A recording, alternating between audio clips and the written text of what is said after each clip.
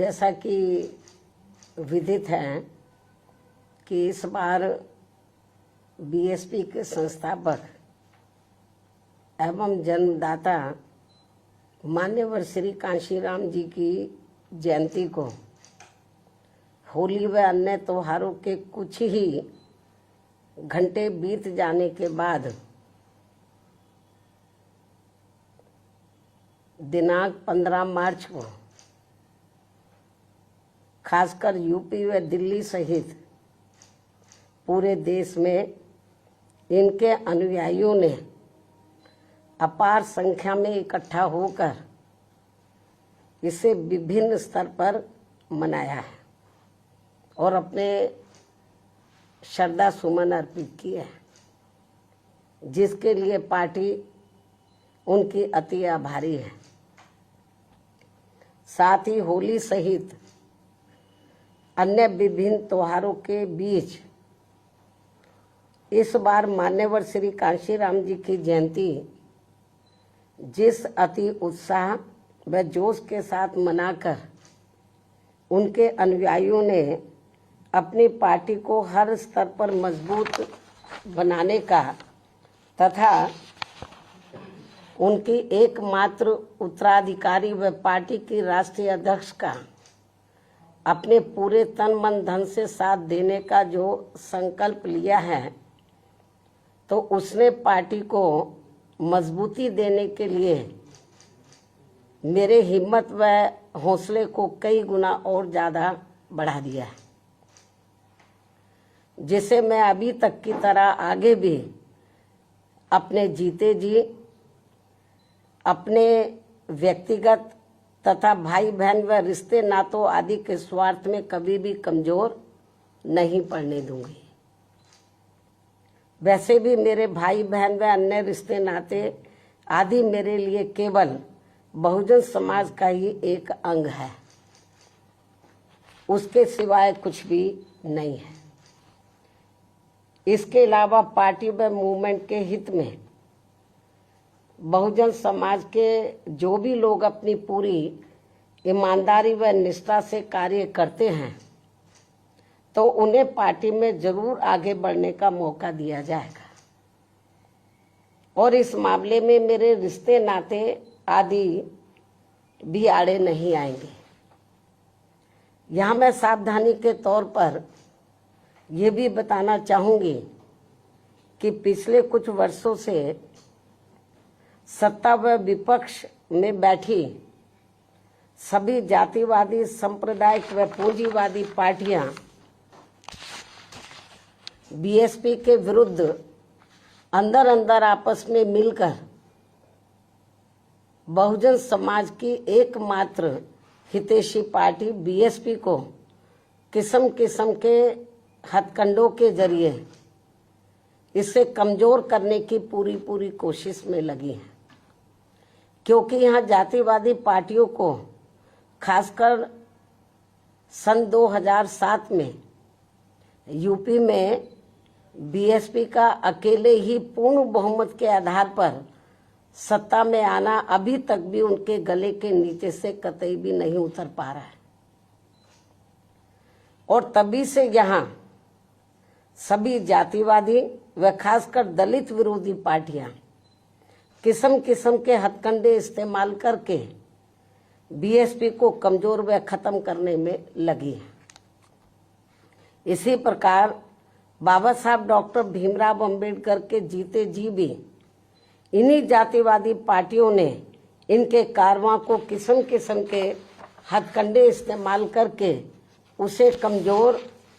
व खत्म करने का पूरा प्रयास किया था, जिसे बाबा साहब ने व बाद में मान्यवर श्री कांशीराम जी ने भी इनके मंसूबों को पूरा नहीं होने दिया है। और अब मैं भी अपने बहुजन समाज के बलबूते पर इनके इस मंसूबे को किसी भी कीमत पर पूरा नहीं होने दूंगी। ये मेरा पार्टी के लोगों को वायदा है, जिसके लिए मुझे अपने बहुजन समाज का हर स्तर पर साथ मिलना भी बहुत जरूरी है। और अच्छी बात यह है कि बहुजन समाज पूरे तन मन धन के साथ अब मेरे साथ खड़ा है। अभी भी खड़ा है। इतना ही नहीं बल्कि दलित व अन्य उपेक्षित वर्गों के लोगों को ये मालूम है कि ये लोग यूपी में बीएसपी की पूर्ण बहुमत की सरकार बनने से पहले यहाँ जातिवादी उच्च वर्गों के लोगों के सामने, यानी कि जो बहुजन समाज के लोग हैं, खास तौर से दलित वर्ग के लोग, यहाँ जातिवादी उच्च वर्गों के लोगों के सामने ना तो चारपाई पर बैठ सकते थे और ना ही उनके बराबर की कुर्सी पर भी बैठने की हिम्मत जुटा सकते थे। लेकिन सन 2007 में बीएसपी की अकेले पूर्ण बहुमत की सरकार बनने के बाद से ये सब अब काफी कुछ बदल गया है। अब ये लोग उनके बराबर में चारपाई व कुर्सी आदि पर भी पूरे सम्मान के साथ बैठ सकते हैं। ये जो बहुजन समाज के लोग हैं, यही है वास्तव में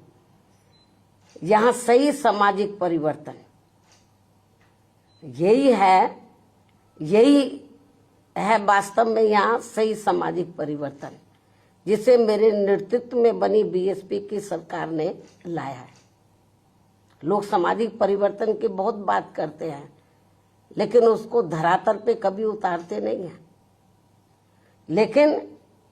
मेरे नेतृत्व में सन 2007 में जब अकेले पूर्ण बहुमत की सरकार बनी, तो इसे मैंने धरातल पे उतारा है, जिससे यहाँ यूपी में हमारे संतों, गुरुओं व महापुरुषों का काफी हद तक सपना साकार हुआ है, जिसकी वास्तव में पूरी देन मान्यवर श्री कांशीराम जी की है।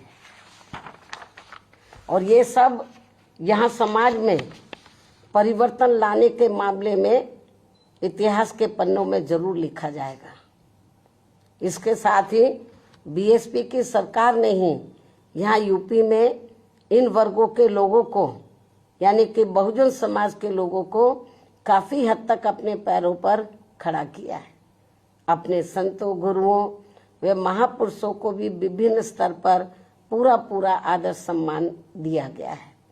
जिसे लोग कभी भी नहीं भुला पाएंगे। लेकिन ये सब यहाँ सभी जातिवादी पार्टियों के गले के नीचे से अभी तक भी नहीं उतर पा रहा है। इसलिए अब वे इन वर्गों में से स्वार्थी किस्म के लोगों को आगे करके उनके जरिए विभिन्न नाम पर अनेकों छोटे छोटे संगठन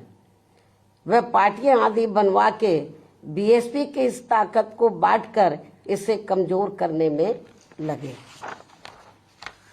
जिनसे बहुजन समाज के लोग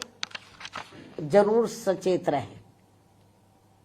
यही समय की मांग है और यही पार्टी व मूवमेंट के हित में इनका सही कदम भी होगा, यदि हमारे लोग सचेत रहते हैं। इसके अलावा यहाँ मैं ये भी कहना चाहूंगी कि देश के प्रधानमंत्री बीच बीच में अपनी खुद की गरीबी का तो जरूर उल्लेख करते रहते हैं, लेकिन इन्होंने दलित व अन्य उपेक्षित वर्गों के लोगों की तरह यहाँ कभी भी कोई जातीय भेदभाव नहीं झेला है, जो ये सब हमारे संतों, गुरुओं व महापुरुषों ने समय समय पर झेला है, जिसे अभी भी इनके अनुयायी काफी हद तक झेल रहे हैं। इसलिए पार्टी के मिशनरी व परिपक्व लोगों से आज मेरी ये भी पुरजोर अपील है कि वे ये सभी जरूरी बातें अपने बच्चों व खासकर युवा पीढ़ी को जरूर हमेशा बताते रहें, जिनको